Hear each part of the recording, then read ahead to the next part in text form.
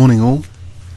My good friend Alex had an interesting game at the London Chess Classic against an IM, Collin Crouch.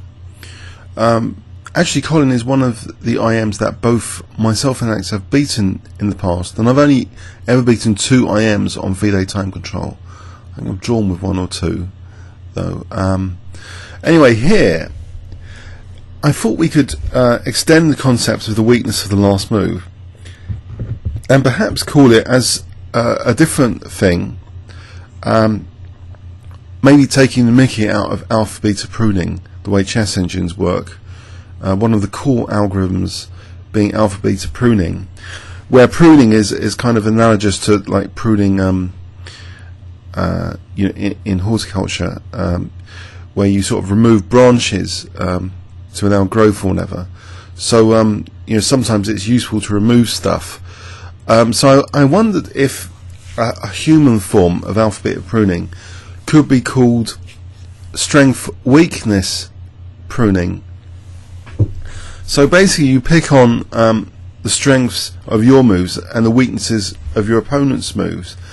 To do that, you'd have to not just calculate variations, though. You'd have to like make these notes for every move. What is the advantages, the strengths, and the weaknesses of every one of your opponent's moves in calculations, or even in the main game line.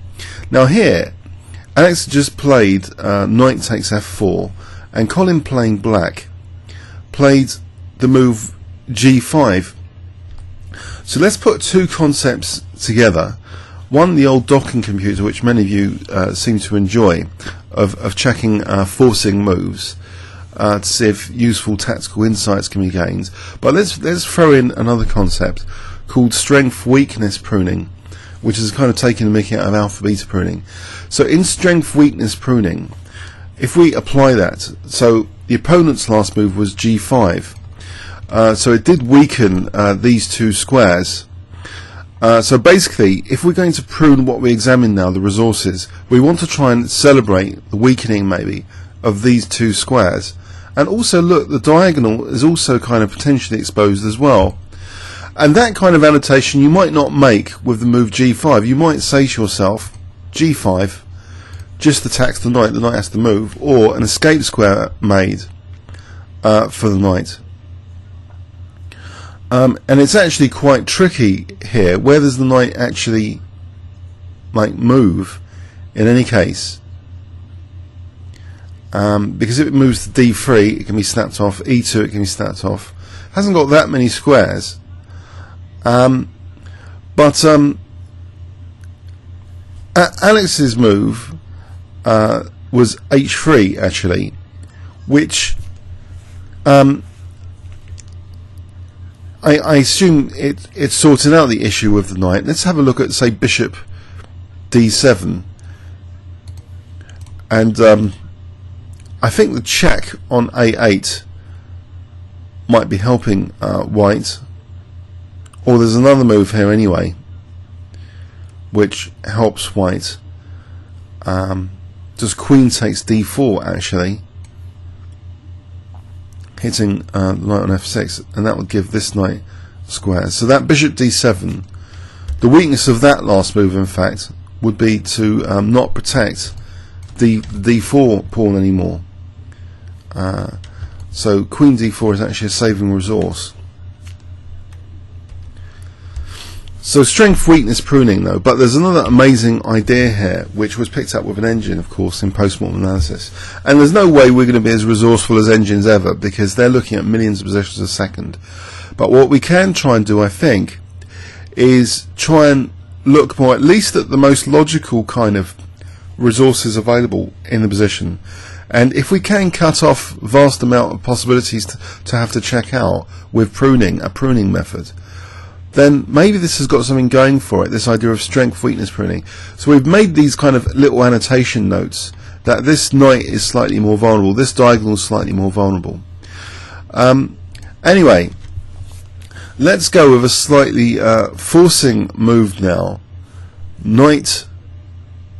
Okay, I wonder if you can guess a move now which might celebrate in some way, a knight move which might celebrate in some way the weakness potentially of f6.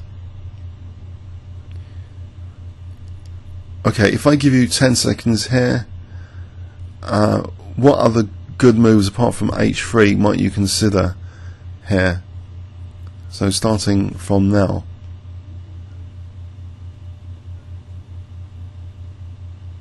Okay, the move which comes as a stunner in post-mortem with an engine view of this game is actually knight d5, and it starts to get quite tricky actually for black here. So okay, there's an immediate threat now of knight takes f6. That's an immediate strength of that move, threatening knight takes f6. So it seems that black really should consider taking off this knight, maybe with the knight if it doesn't want the c file opened.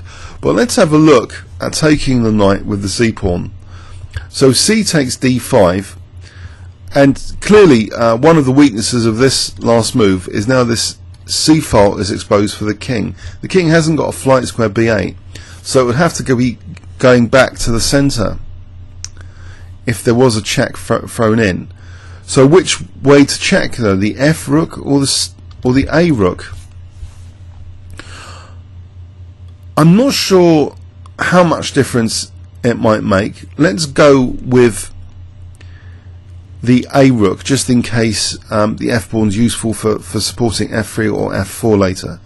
So rook a c1 check will be kind of a forcing move, forcing king d7.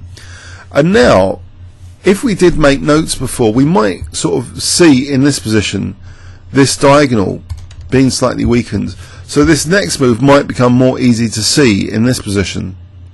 So if I give you 10 seconds here, what would you play here?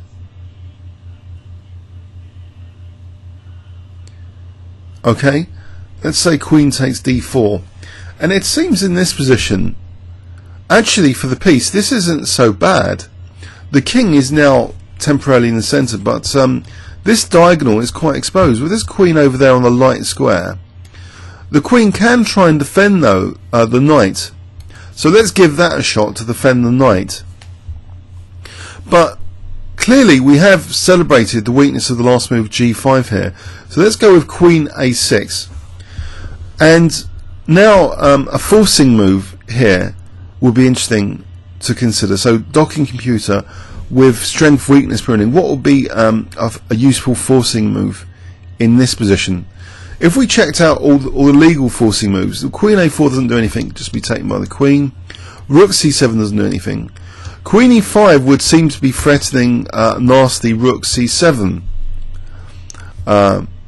mating, but maybe there's rook c8 there adequately defending.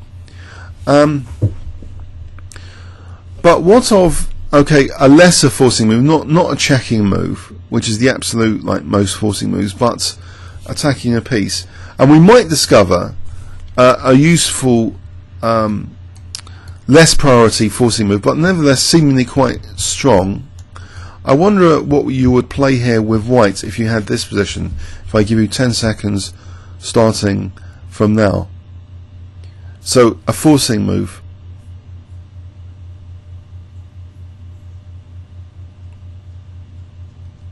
Okay, I think the move e5 is very strong here. Now,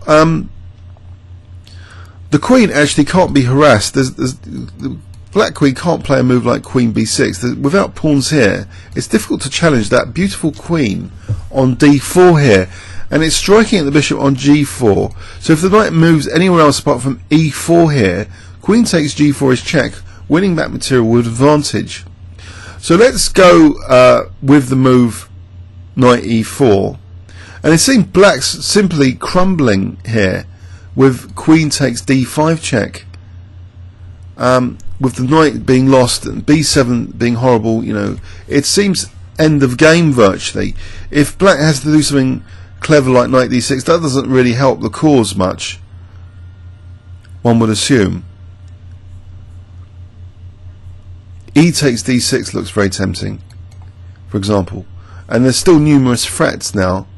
There's queen takes b7 threatened, Queen G5 among other things. So this is a beautiful position. So basically I wonder now, and let's engine check now, because I'm not sure I put in the absolute best moves, but from an engine point of view in this position I'll show you what was picked up now in post-mortem. Alex move, unfortunately h3 not as great as knight d5. It seems knight d5 is a real crushing move if the knight especially is taken with c takes d.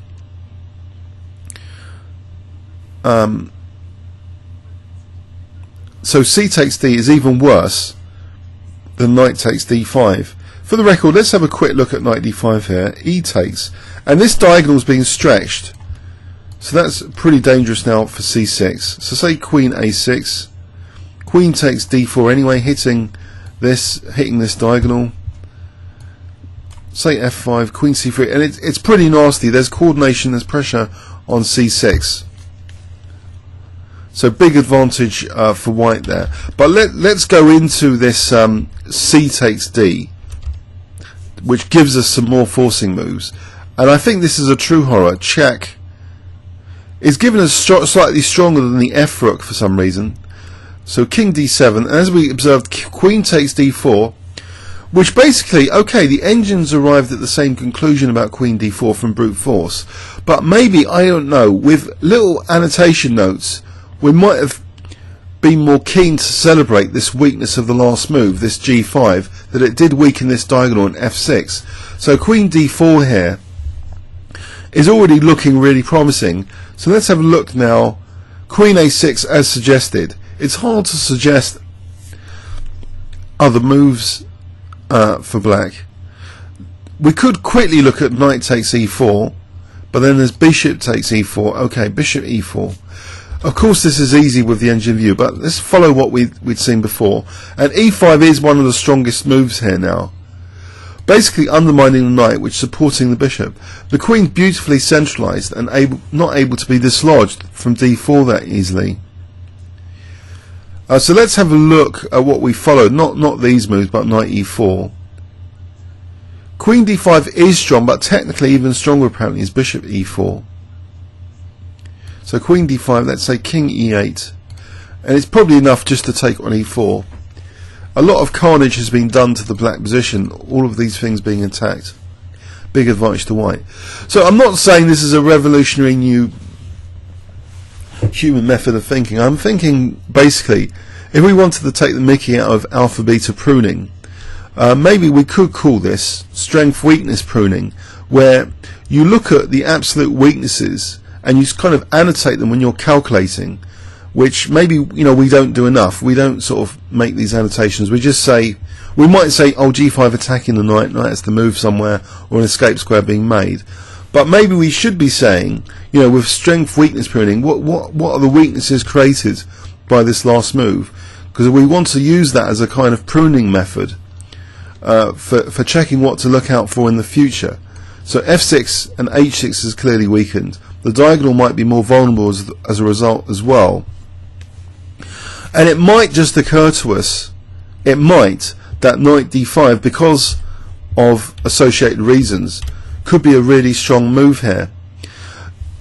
It's a strong move in other respects, of course, because if c takes d, black is already also, with the weakness of this move, losing connection to d4, and it just turns out that queen takes d4 is going to be extremely powerful here.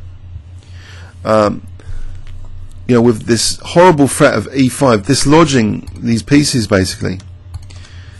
But the disaster really started, I think, tactically with g5 in this variation. So queen a6, e5, and it looks as though black starts crumbling.